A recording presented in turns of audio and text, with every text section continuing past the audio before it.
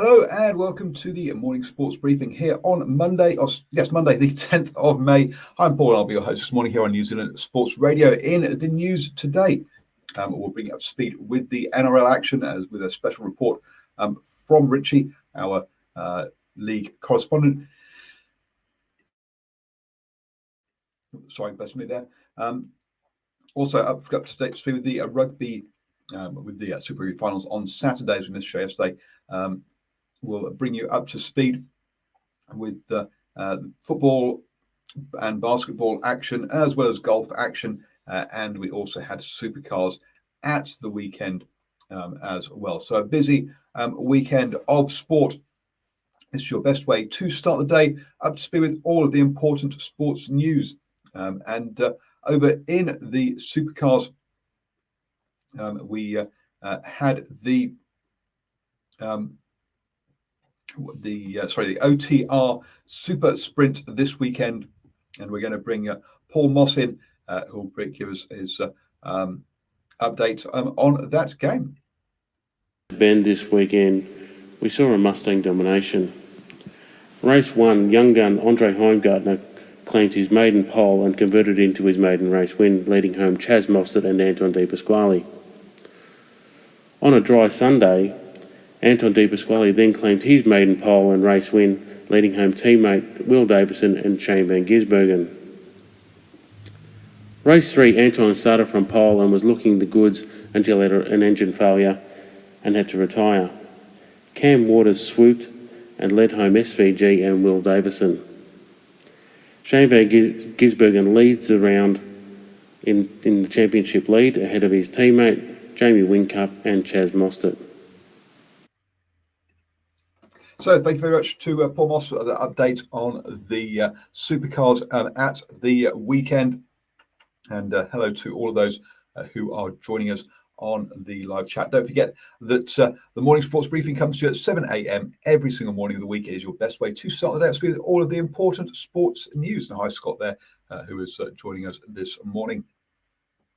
Over in the golf and in the LPGA, Lydia Ko had a quiet final round of 1 under par to finish 17 under par over at the Honda LPGA Thailand to finish in 11th place there. It was a storming round from Jutun Gram from Thailand of 9 under par in that final round to finish at 22 under par to win the tournament, one shot clear of the chasers in that one. All the final flights couldn't match that kind of pace, and she overtook them at the end there. Moving on to the European Tour, and the Hingo of South Africa won the Tenerife Championship. No Kiwis involved in that one. And over in the States, it was the Wells Fargo Championship there, which is live at the moment in the final round with McIlroy and Mitchell at joint leaders there. We'll bring you the final results of that one tomorrow on the morning sports briefing at 7 a.m. Wilkinson is currently in tied 59th at 5 over par in that one, and Danny Lee withdrew from that tournament.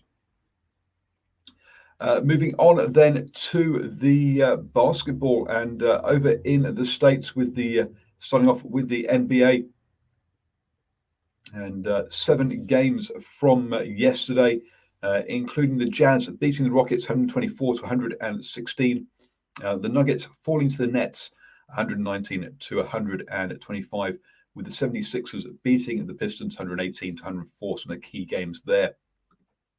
What does that mean for the tables? Well, we still have the 76ers, Nets and Bucks having clinched playoff positions in the East. The Knicks, Hawks and Heat, the next up, trying to get those. On the Western side, still those 4 teams, the Jazz, the Suns, the Clippers and the Nuggets in the playoffs, with the Mavericks, Trailblazers and Lakers next up, trying to catch up there. Also, over in the States, in basketball, there was an auction of one of Michael Jordan's college basketball jerseys. The only one that can be picture verified as one that he actually wore during that season. It sold for a record 1.38 million US dollars for that jersey. Wow, a lot of cash for a college basketball jersey worn by the basketball great over there. Keeping with basketball then, over in the NBL, and the Breakers were up against the Wildcats yesterday. Unfortunately, losing that one 98 to 84 there with that one. The Breakers fell behind in the first quarter, had a bit of a comeback in the second, but the second half was all the Wildcats as they went through to win that one comfortably. For the Breakers, Finn Delaney top scored with 21 points. Ty Webster also picks up 20 points as well, but it wasn't enough for the Breakers. Looking at the table then, the Wildcats sit in second, still behind Melbourne United. The Breakers second from bottom. They're ahead of the Taipans in 8th place. Coming back over to our shores for the NZNBL. We had a host of games over the weekend, including the Franklin Bulls falling to the Nelson Giants 94 to 101 after the Bulls had a couple of good games before that. The Nuggets saw off the Jets 108 to 96, and the Hawke's Bay Hawks continued their good form 85 to 73 over the Southland Sharks. And finally, yesterday, the Auckland Huskies beat the Nelson Giants 90 to 87. So in that in those back-to-back Auckland games, Nelson Giants picking up a win and a loss in that one. From a ladder point of view then, what does that mean? Well, we see the Wellington Saints top the table with 3 wins from 3 games, along with the Auckland Huskies, also 3 wins from 3 games there at the top there. Hawke's Bay Hawks with 2 wins from their 2 games, chasing them. Those are 3 undefeated teams. The only team without a win so far are the Taranaki Mountaineers with 3. And the Manawatu Jets. Manawatu Jets with 4 losses. The Taranaki Mountaineers with 3. Heading back to Australia for the A-League. The Phoenix last played back on Friday with that 0-0 draw. But yesterday we had 2 games. Melbourne City beating Brisbane Roar 3-2. And Perth Glory beating Melbourne Victory 2-1. So a bad day for Melbourne in that one. Melbourne City still sit top of the table, though. It's 9 points clear of Sydney FC in that one. Brisbane Roar, though, now in 7th place, just 1 place outside of the finals placings, and they also have 2 games in hand. So it's in their hands there for that one. Perth Glory well off the pace and with no chance of making the finals in that one. Next games in the A-League are on Wednesday as Brisbane Roar take on Central Coast Mariners. That'll be a tough one. Central Coast Mariners also going well this season, and also Perth Glory taking on Western United. Over in the rugby, and we had the Super Rugby finals at the weekend. The Crusaders beating the Chiefs and the Reds seeing off the Brumbies with a final play of the game. Get a full review of all of that with our Super Rugby review show that came out last night. You can catch that on YouTube, Facebook, or Twitter, and also as on videos or as a podcast. Just search for New Zealand Sports Radio on that one. Finally, let's move on to the NRL. Over in the NRL, we had 2 games yesterday. The Dragons beat the Bulldogs 32 to 12, and the Sea Eagles took on the Warriors. Richie from the Standoff Show, which comes to you every Wednesday at 8 p.m, will give us an update as to how the Warriors went. Hi everybody, Rich from the Standoff Show on Wednesday nights with a quick summary of the Manly Sea Eagles versus Warriors match tonight, which Manly were able to win 38 points to 32.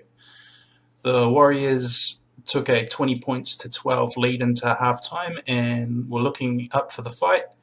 However, after the halftime break, the Warriors had some defensive lapses and made some errors, and the Sea Eagles were able to take full advantage and put on a clinic in the first 20 minutes after halftime and effectively wrestled the game away from the Warriors.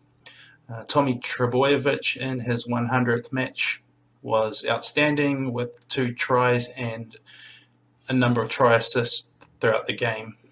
The Warriors were able to score twice in the last 11 minutes, which set up a tight finish, but it wasn't to be for the Warriors this week. Shame for the Warriors there in that one. And do join the stand-off show Wednesday at 8 p.m. We'll round up all of the action from the weekend, as well as previewing next week's action as well. So I said it was final, but I think we had missed off on the netball. So quickly on the netball, over the ANZ Premiership, the Stars beat the Steel 59 to 45, and the Tactics beat the Magic 63 to 59 in that one. What does that mean for the ladder then? Well, the Northern Stars are still top table with 4 wins from their 4 games. The head of the Mystics with 2 wins and a loss, and the Steel with 2 wins and 2 losses. All the teams have got wins, with the Pulse, Magic, and Tactics all picking up 1 win each so far this season. One more game this round, which is today at 7:15 p.m. down in Wellington, as the Pulse take on the Mystics. To round out round 4. You've started the day the best way to be with all of the important sports news. Have a fantastic start to your weekend, and I'll be back tomorrow morning at 7 a.m. with the morning sports briefing.